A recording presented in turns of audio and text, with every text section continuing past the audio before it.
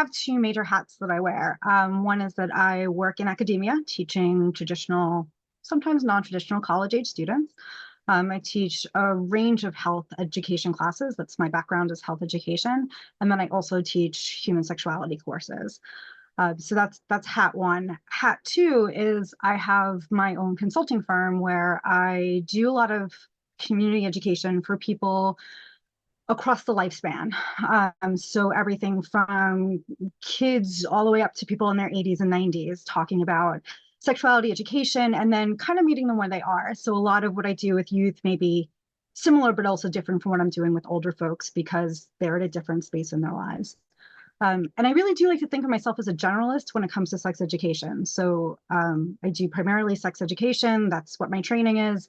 But I don't really have a specialty. I'm more of a whatever people need to know. One of the things I do through my consulting work is I also do, I answer anonymous questions that are submitted to my website about sexuality. And so being that kind of generalist helps there because I get questions all different kinds of questions. And then I post once a week, I post my answer on social media. So just doing as much outreach as I can. It's interesting that people tend to feel safer anonymously when they're dealing with any questions around sex or intimacy. Have you found that to be true? And why do you think that is? I definitely found it to be true. And I actually think it's for two reasons. Some people do include their names when they submit their questions. So they actually willingly, they don't leave their contact information, so I can't actually respond to them directly. But some of them do take away that anonymity. But I think there's two reasons. One is because we don't talk about it. People are afraid of seeming, I don't want to say stupid, but I feel like I get that a lot. Even when I do live events, I always get well, this is a stupid question. It's not. If it's a question you have, it's not. So I think some people are afraid of seeming ignorant. And I think other people are afraid that they're going to say something that makes them seem not normal. Because that's a lot of what I get is this normal? So I feel like having that anonymity takes away that judgment that they're afraid is going to come with it. I think the other thing about doing it this way is that people have somewhere to go to. Because we don't talk about this, you might not know who you can ask who knows what they're talking about. If you have a question about math and you're in school, you go to your math teacher. You may not have anyone talking to openly when you're in school that you can talk to sex about. And so part of it's just a where do I go? And the part of it is I don't want to seem like I'm asking an ignorant question or an unnormal question. So I think that anonymity plays both ways there. Would you say that in general, we are properly educated about sex or not properly educated No, no, not the majority. I'm willing to say not the majority of us. We oftentimes don't do good sex education in schools. There are still public schools in this country where you are not required to teach sex ed, or you're not even required to make it factually accurate. There are a number of states where it's not a requirement that what you're teaching is true. So even if you have sex ed, it may not be great. We also don't always train the people who are teaching it. So for my master's thesis, I looked at people who are teaching sex ed in the state of Maryland, and very, very few of the school districts had someone who actually knew what they were talking about. They were from other disciplines. And I know a lot of people are thinking physical education. Actually, we had people who were like foreign language teachers and science teachers who had a hole in their program. So we don't have good sex ed to begin with. And then when we do have sex education, it may not be accurate, it may not be age appropriate, and it may not be taught by someone who either knows what they're comfortable talking about, knows what they're talking about, or is comfortable talking about it. So even if they're talking about it, there may still be that I'm doing this because I have to, or don't ask me any questions. We don't do a great job. And so what we've had is we have generations now that are essentially sexually illiterate. They don't know about their bodies. They don't know about healthy relationships. They don't know about STIs. I talk to older populations and they are vastly ignorant of HIV and other STIs when their age group is one of the ones where we're seeing a really quick increase in STIs. So it's not even that we're not doing a good job in the traditional school setting. We're doing almost nothing. in the adult settings, and that's problematic as well. When we do sex education, it's very much based of a like, don't let this bad stuff happen to you. It's that death, disease, dysfunction. But there's so much more to it. If we don't learn how to talk about sex, how do we talk to our partners about what we want or what we like? How do we know what we want and what we like if we don't know kind of the things that exist? We oftentimes find it difficult to talk to healthcare professionals if we're going through something. They may prescribe us a medication that tanks our sex drive, but we don't know how to bring that up. And most doctors have no training in sexuality education, so they don't bring it up because they're not comfortable either. So what we're putting in our bodies in terms of our medications can be impacting our sexual functioning, and we don't know how to ask those questions. We may not even recognize that some of these medications could do it. It's impacting our relationships. It's impacting how we experience pleasure. I, unfortunately, still run into many, many women who don't think that they're entitled to pleasure, that if they are in a male-female relationship, it's supposed to focus on men. I'm actually on a research team right now that's studying pleasure, but we often don't talk about that because if we talk about sexuality, we kind of focus on the negatives. So maybe you are having sex, but you're not enjoying it, but you don't even know how to ask to have that pleasure. So it really is, I mean, just every aspect of your sexual life that you can think of, even your identity. For folks who are questioning their identity, if they didn't learn that there was more to kind of what we teach people, either that gender is binary or that most people are straight, when we focus on those two things, if I don't identify as binary, but I never had education to realize there's something else, or if I don't identify as straight, but I've never had education about to know what that looks like, I may be really uncomfortable in my own body and not find relationships that make me happy. Very well said. We have found at Live Jasmin that one of the reasons that the platform has been so successful with the members is because it is this place where they know they're allowed to talk about sex. Mm-hmm. Mm-hmm. Have you found that people are just craving these safe places and openness?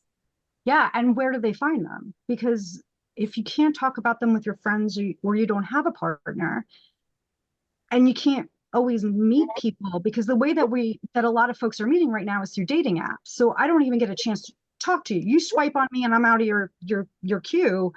We never even had a chance to connect. And so people are desperate to have conversations about sex, but they're also desperate to connect with someone that they feel comfortable enough to have those conversations about sex. It's not something you're going to bring up at the dinner table with your family. So who can you talk to about it? And so people are really reaching out to not only just have these places where they can talk about sex openly, but also just to have a place where they can feel connected to another person. And it's hard to find. And sites like Live Jasmin, it's a place where everyone knows why you're going there. So I don't have to hide why I'm connecting with someone here. And so there's that permission to have some of these conversations, and there's no real fear of rejection because this is a place where you're going to be welcome.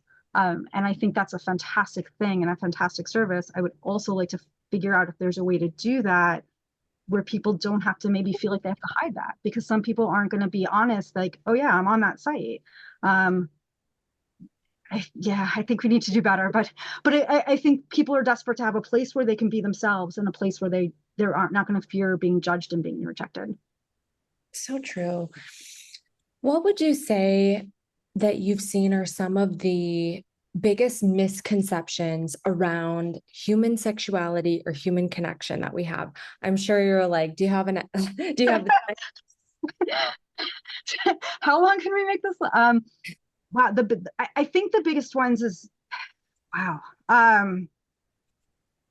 I think the biggest one is that there's like this one thing that everyone does, and that there's this one idea of normal. And you'll see I keep using air quotes for normal, because I feel like we get this idea that, well, if you identify as male or female, you're supposed to hook up with someone who's who's a different gender, and then you're supposed to kind of follow this path, and you're supposed to get in a committed relationship, which not everybody wants to be in. Or maybe you want to be in a relationship, but it's not monogamous. But we don't have those conversations about what it looks like to have consensual non-monogamy or polyamorous relationships. And then you're supposed to want children, but not everybody wants children. And you're not supposed to engage in kinky sex, but we know a lot of people engage in kinky sex. So I think there's just so many misconceptions across, but I really think it just comes back to this idea of what's normal. And people are, because we don't talk about it, they're afraid of not falling into that category of normal. Yeah, I think we could branch out on each of those for like a half an hour. But I think that's the biggest thing, is that people think that there's like one way to do it or one acceptable path for sexuality, and that's not it. The thing that keeps kind of popping in my mind, because I had a few questions about this recently, is the role of sex toys. Some people think that you are supposed to use a sex toy only when you don't have a partner. And that when you have a partner, if you use a sex toy, that means there's a problem, right? That means that there's a problem in the relationship, because you shouldn't have to have a sex toy when you have a partner, which makes no sense. Your partner may not be around, your partner may not be in the mood, your partner may not touch you the way you want to be, you may not want to have to deal with like another human being, but just there's this idea that that's not supposed to happen, that sex toys are supposed to be for non-partnered people. So I think it kind of can pop up on any real behavior or action, but I think we do. I think a lot of people just, they want to be seen as normal, and so they limit themselves and kind of how they think about sexuality. I want to ask you, even speaking of outsourcing our sexuality, basically, to Mm-hmm. different things like a sex toy or a cam site, or, I've even heard of recently these like AI companions that people are able to create. Okay, tell me your thoughts. Tell me your thoughts on all of that. So I think that I love the word outsourcing. I've never actually thought about it that way. I may have to steal that from you. Um, I think the idea, let me start with the AI, because I have been getting a few conversations about this, a few questions about this. And I'm the co-author of a human sexuality textbook, and we actually just included this because it comes up so often for us. Yeah. I think AI can be a great way to navigate how to have conversations and feel like you're connecting. I do think there are some concerns because you're not actually connecting with another person. I know that there are people who try to like script out what they might say to someone because of social anxiety or just lack of experience.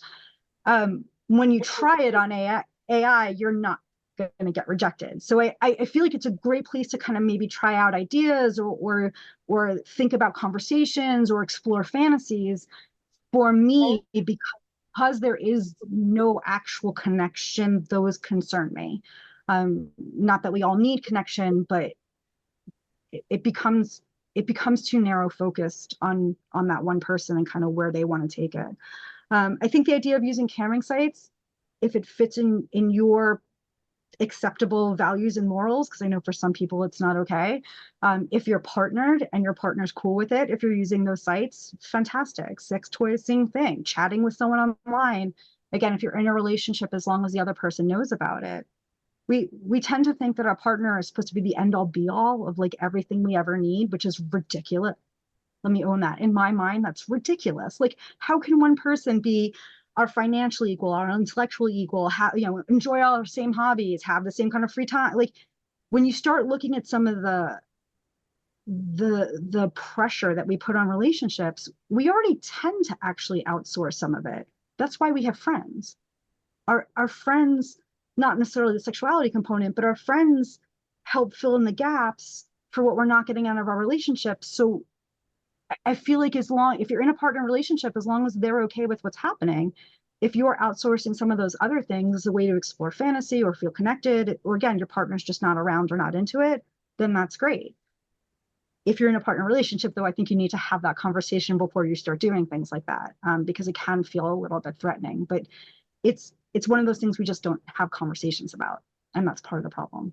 It's funny, I joke about this in my class all the time, that sex is easier to have than talk about it.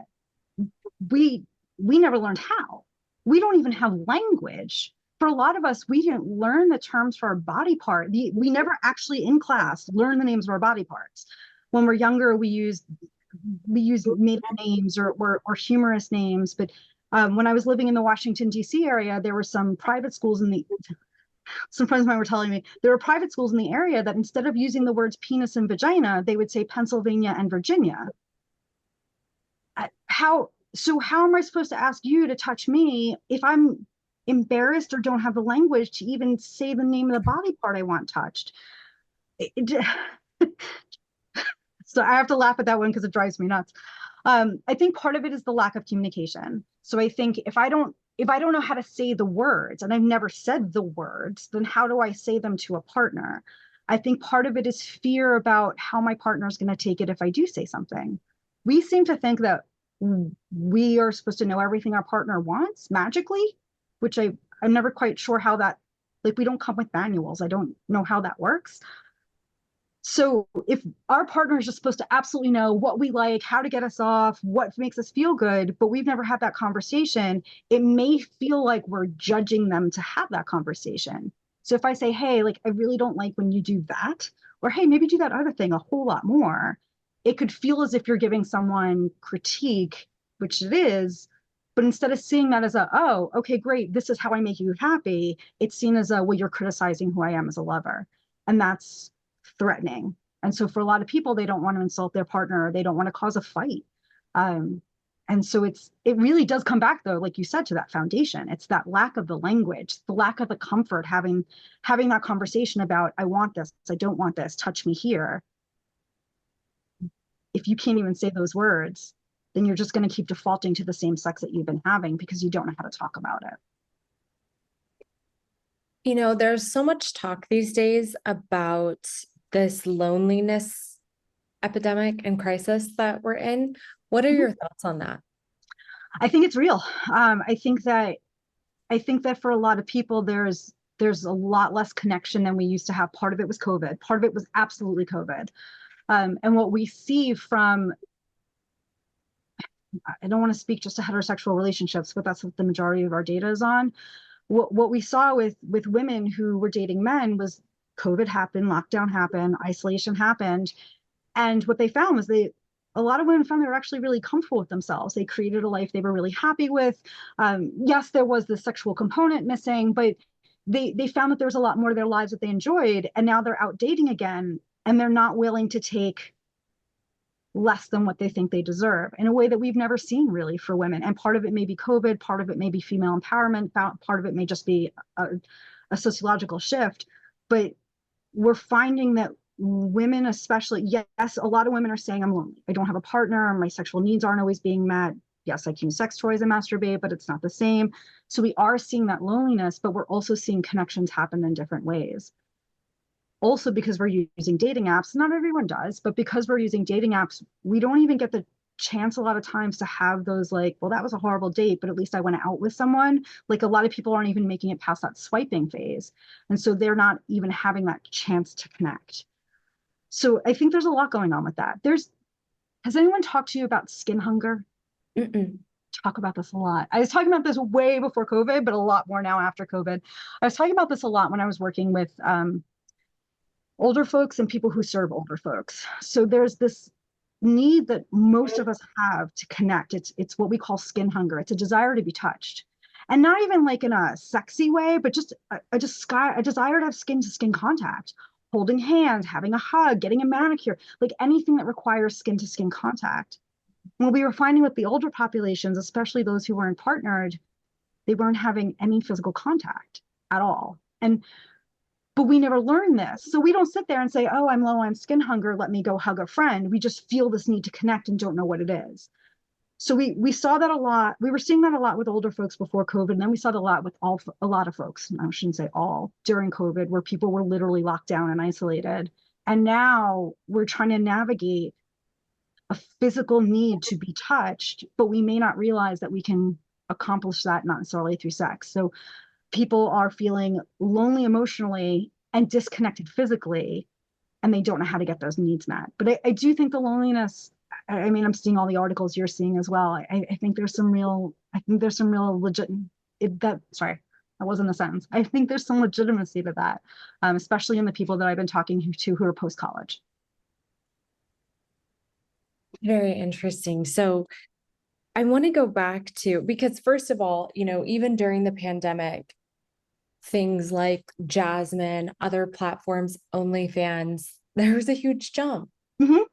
because people were trying to, or they were outsourcing connection, you know? Hmm.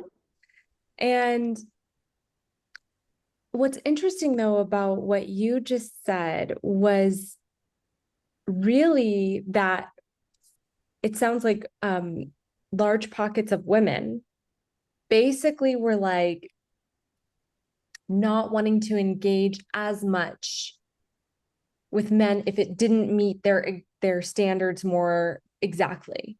Hmm. So men were feeling more lonely. Hmm. And men don't, stereotyping here a little bit, men don't have the same outside connections that many women do. Right. That's So true. if a woman's feeling sad and lonely, she may call up her friend and be like, hey, like, let's go out, let's grab a drink, let's hang out, let's chit, whatever, let's chit chat.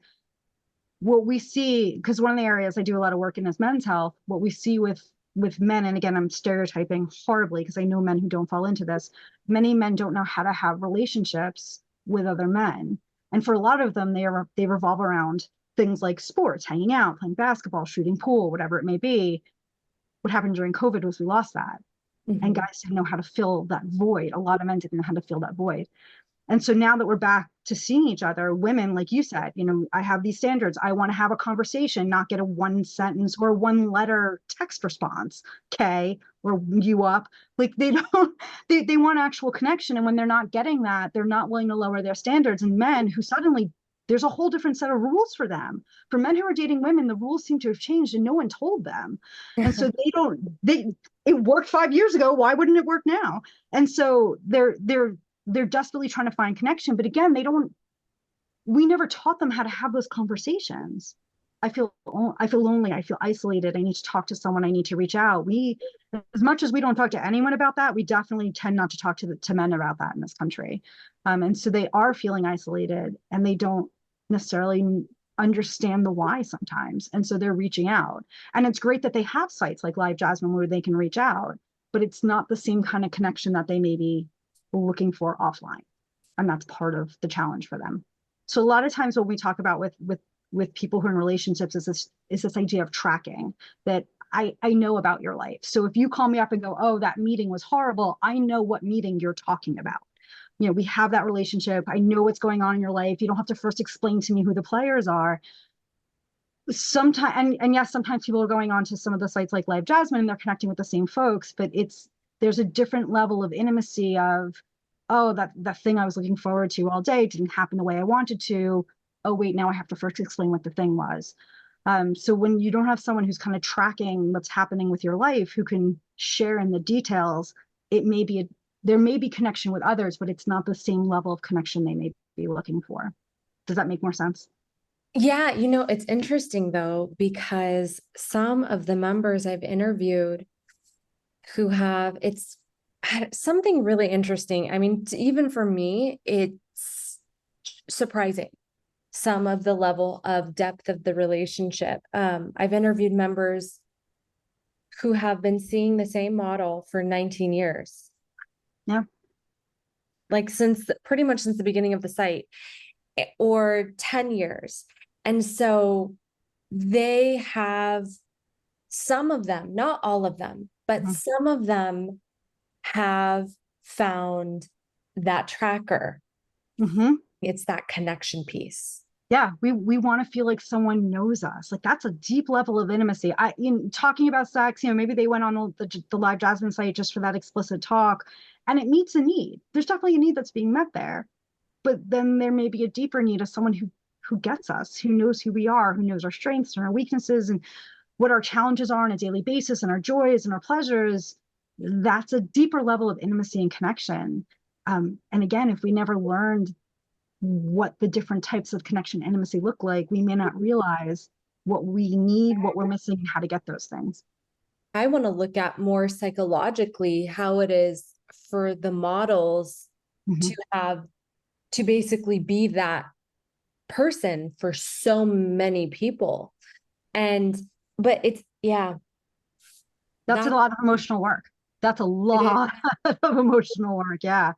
But it may be that that's also giving them something that they need. But yeah, it's not what people think of when people say that you're on a camming site. They're not thinking, oh, deep, meaningful conversation. You're thinking stripping and having really intimate, explicit, not intimate conversation. They don't get some of that other stuff. Yeah. And see, Jasmine has like over 100 millionaires that like models that have become millionaires just from Live Jasmine. And the millionaires are not just, like you Hmm. said, stripping and only having these explicit conversations. The millionaires have learned it's about connecting. Yeah. Oh, Connection will make you rich. If you can find a way to make others feel connected, mhm, like, I mean, look at what Instagram and Facebook have done. It has mhm. made others feel connected, and it's worth billions and billion. Meta is worth billions of dollars.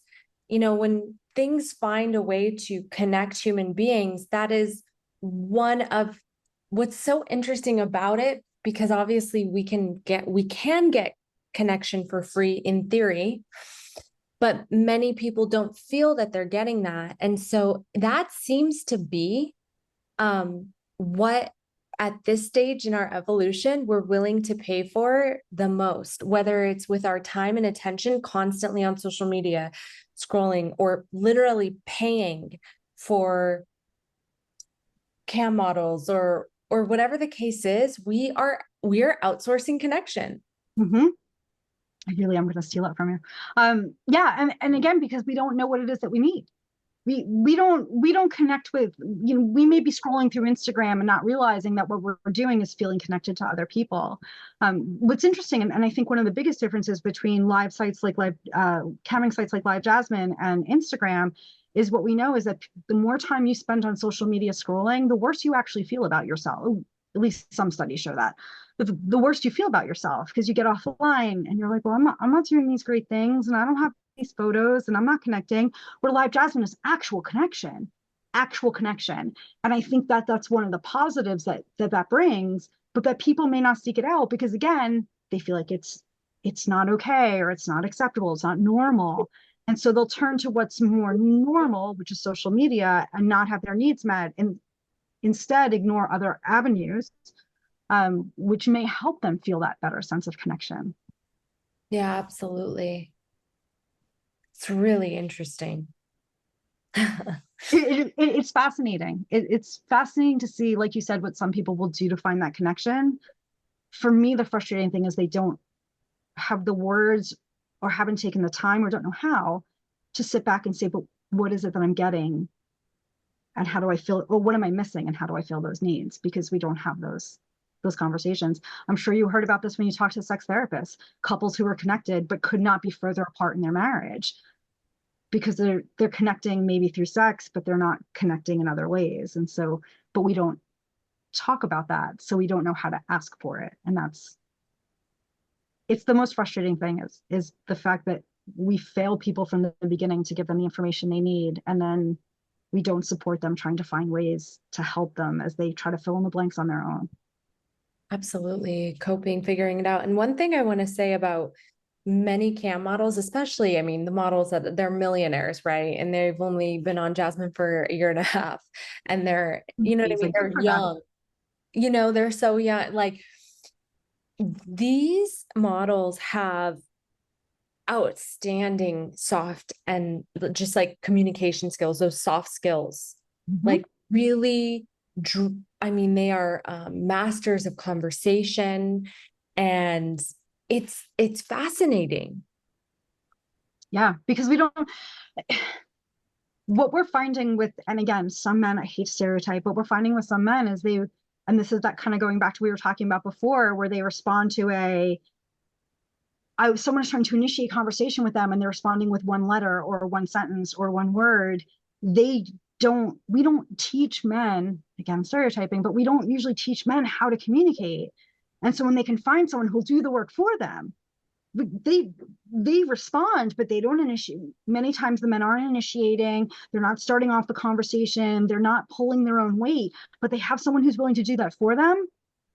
To them, they don't may not even know why, but that's an amazing connection for them, and they feed off of it. And fantastic that these people are finding ways to connect and also make money off of it. Like, good for them. If you've Yeah. got the skill, why not? Yes, that's a very valuable skill to have. What's upsetting for me, honestly, is as someone who obviously, I got my degree in communications and broadcast journalism. I've been through school, and when I look back, you know, I didn't learn how to truly communicate interpersonally anywhere in school. And I think that this should have been in elementary. Mhm. Like elementary and high school, when you're really kind of learning and forming these connections and relationships, I, okay, you can keep teaching us geometry, which many of us never use. Never ever. Ever. Yet the one thing that everyone has to use is communication, your tone, how you're dealing with people. All of that can really shape your life. Do people are you likable or not? I mean, that's actually really big when you're Mhm. trying to get a job or you're networking or, these types of things, and just like learning soft skills and communication. I'm to this day just really taken aback that we don't have any like soft skills classes Mhm. in school. And not for lack of trying. So again, before I kind of started focusing on sexuality, I was a health educator. I'm bachelor's, master's, health education. I've got the letters and all that fun stuff. When you take a look at the National Health Education Standards, we have stuff in there about communication and relationships and how to build them and intimacy. But the first things we cut out of school are phys ed, art, music, and health, because we don't think they're as important as the other subjects. But it's we some of us are trying very hard to kind of teach people how to do this, because I can teach you about business, but if I can't teach you how to sit down at a table and have that conversation, your degree in business isn't going to go very far. But yeah, we don't teach it, and it should be starting really young. We can start talking about things like consent in first grade. Like, don't take his stuff with, have a conversation. But we don't realize the importance of it. We just kind of figure that people will learn it somewhere. I've yet to know where it magically shows up from. Same. And I would guess that maybe this might be contributing to so many of the issues in Mhm. relationships and in just in all relationships, not just romantic, but interpersonal, business, everything, because we just don't know how to communicate. It's interesting. So the majority of how we communicate is actually nothing to do with, and I'm sure you know this, has nothing to do with the words that we're using. So much of what we're communicating with is our bodies and our faces and our tone. And so we don't talk to people about that until we become tone police and yell at people for their tone. We don't really talk about the multiple layers of communication.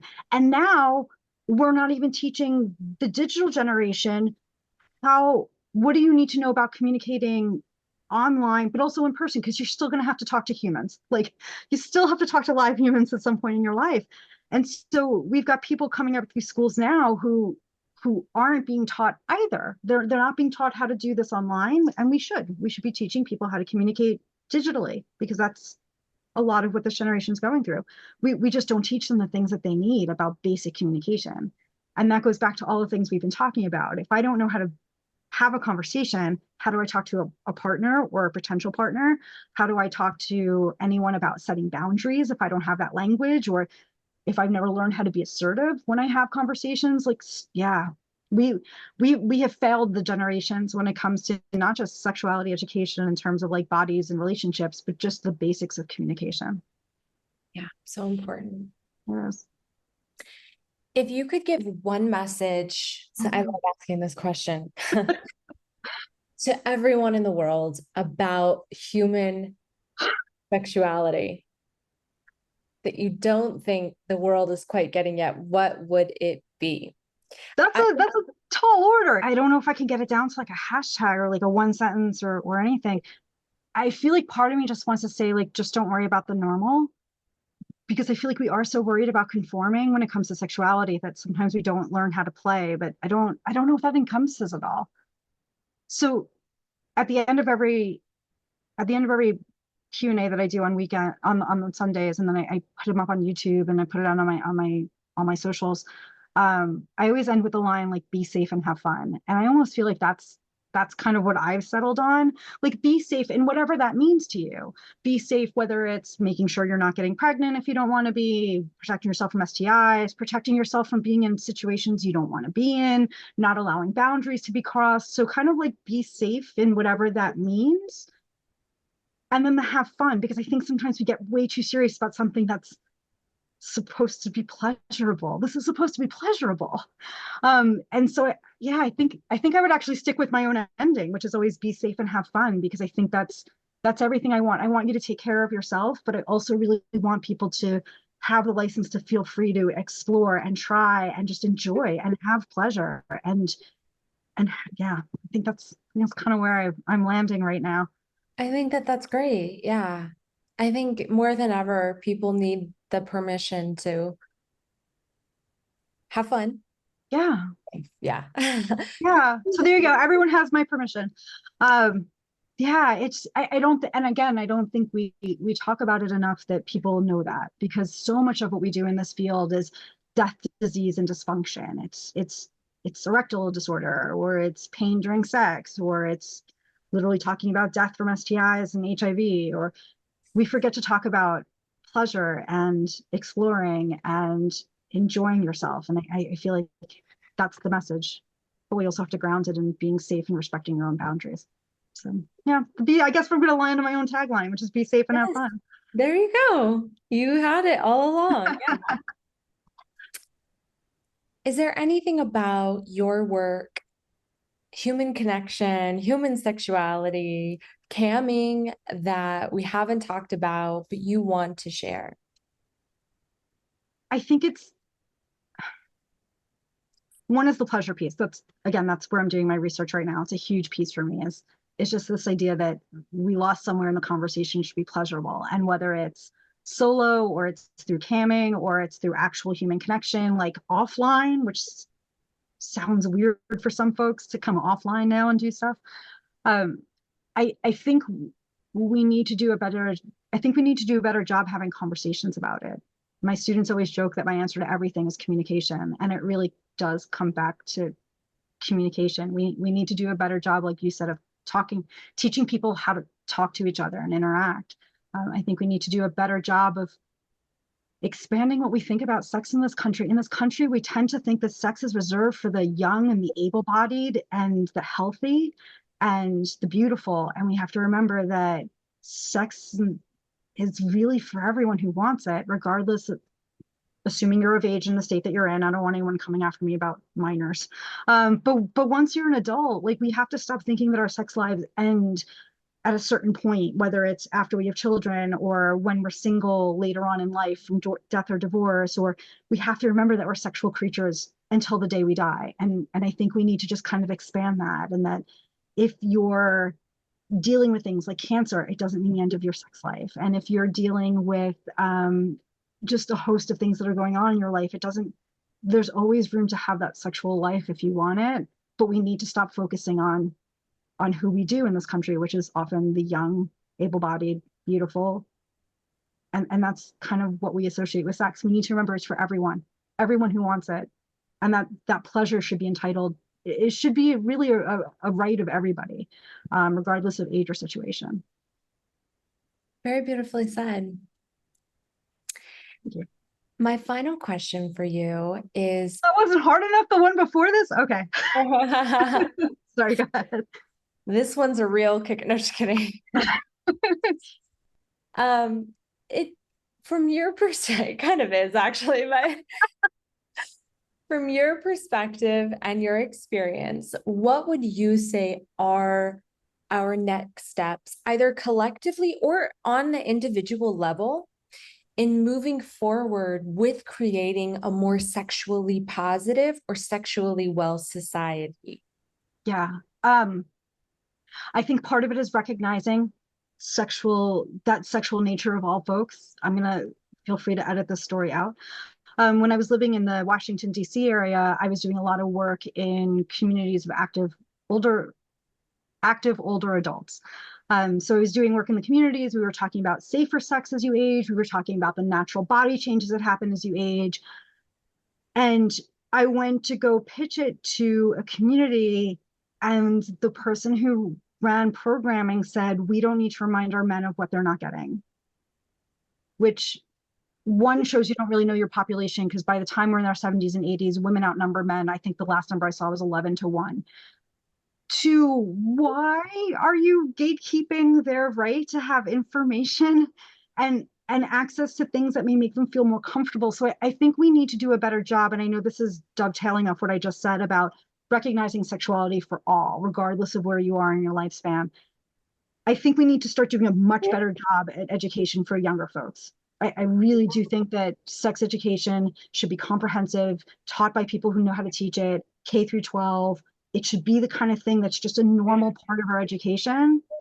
We also need to do better about normalizing the conversation for adults, because they never had those conversations. So I think we need to stop, I want to say, censoring what we're seeing. I'm seeing stuff on Instagram where they're literally like blurring out the word sex. That's a really dangerous message if you can't say the word. I had a couple of my videos get pulled down on YouTube. Exactly. So I sent them, like, there's a little appeal form. So first I posted on social media how frustrated I was, but then in YouTube's credit, I responded. And I said, because there's a little like response form, and I said, hey, here's my credentials. Here's what I do. Here's why it's important I use the language I do. If we can't give people access to good, reliable information, what are we doing? And they lifted it. So to their credit, they reversed it. But I have a PhD in human sexuality education. I'm a master certified health education specialist. I know what I'm talking about. And if you're going to censor me, who knows what they're talking about, but we're going to let other people get through who don't know what they're talking about, who's spreading things that are misogynistic in nature, that are spreading things that are encouraging violence against anyone who's not cis male. Why are we censoring information but not the harmful information? So sorry, we got a little tangent on censorship. I think we need to do a better job educating youth, but I think we need to make sure that education goes all the way through the lifespan. And part of that's having conversations like this. Conversations where we have honest conversations, people can talk about what they need to talk about, but we don't have enough places to do that. And that's the biggest challenge I think we're going to have going forward.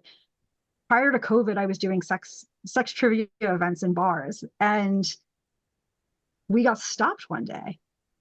Not like in a censorship, but someone was like, wait, I don't understand that. You need to explain it. We can't move on. People were so desperate for information. We never finished. It was great. I think everyone had a good time.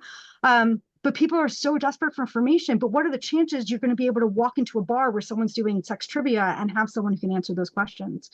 We need to do better about education. We need to do more videos like this with experts. We need to make people more available who can answer questions, who legitimately know what they're talking about. But if I'm going to get censored every time I turn around, how do I get the information out? And so videos like this are fantastic. The work that you're doing is incredibly important. I don't know if we're going to be able to get it to all the people who need to see it. And I don't know if we're going to be able to make those changes we need to make. And honestly, I've been thinking in the back of my head, I don't know what big tech gets out of it, but now I'm really angry. Because it's censorship. Why can I not talk? Why can I not use the word sex in public when this is literally what I do for a living? So yeah. But YouTube did reverse it. So I want to give them credit. They absolutely reversed that, and they lifted that when they censored my material. So well, that's good to hear. That is good to hear. Yeah. I'll leave it at when it comes to big tech. Yeah, there's a photographer whose work I follow. His name is Michael Stokes. He does a lot of really what I think is some great stuff. And he's got stuff now on Instagram and Twitter / I don't know what we're calling it these days. And he's moved over to OnlyFans. Part of the problem was he kept getting censored on Facebook. Like, his stuff was consistently being pulled down because it violated community standards. And we was like, whose community are we talking about? Because people want to see his stuff. And so if I'm an artist, he's a photographer. If he's an artist or a photographer who's trying to show the beauty of the human form or be arousing, I mean, even I'm starting to talk around why he might be doing some of these images. Like, when did that? Why is that a problem? Why is it so scary about that we feel like we can't have conversations about it or even see it? So Yeah. Yeah, I think asking those questions is important for all of us. Yeah. Why? Yeah. Yeah. I used to teach in Texas, and I had a student, she was a junior. She came up to me at the end of the semester and she was mad, really mad. And I was like, oh, it's gonna be about a grade. She was like, I am furious that I didn't find out about my body until I took an elective my junior year of college. Why didn't I get this when I needed it? And she was legitimately angry, and I supported that anger. And hopefully she'll go out and make changes for the next generation. But one person can't do it, and we need to really look at what it is about these words and these concepts that are so scary. We're talking about human connection. When did that become terrifying? Yeah. Or threatening. Yeah. That's Yeah. I like that was better. Yeah, it. threatening. Yeah. Thank you so much for giving us your time today. Thank you. Thank you for doing this. I don't feel like there's enough of this happening. I feel like there are people who feel like they have something to say about sex who are getting onto Instagram and TikTok and saying it, and there's no legitimacy to what they're doing, and people are learning wrong information. So I very much applaud your efforts here. I've seen a lot of the videos. I've been watching a lot more of them since we last spoke, and I think those are so important. But I think we need to figure out a way to like broadcast this to the masses. So good on you for doing this, but good luck getting it out there. Yeah. Well, thank you very much for contributing to it and being part of the mission to just move the conversation forward. Yeah, yeah, I appreciate it. Thank you. Thank you. This is great.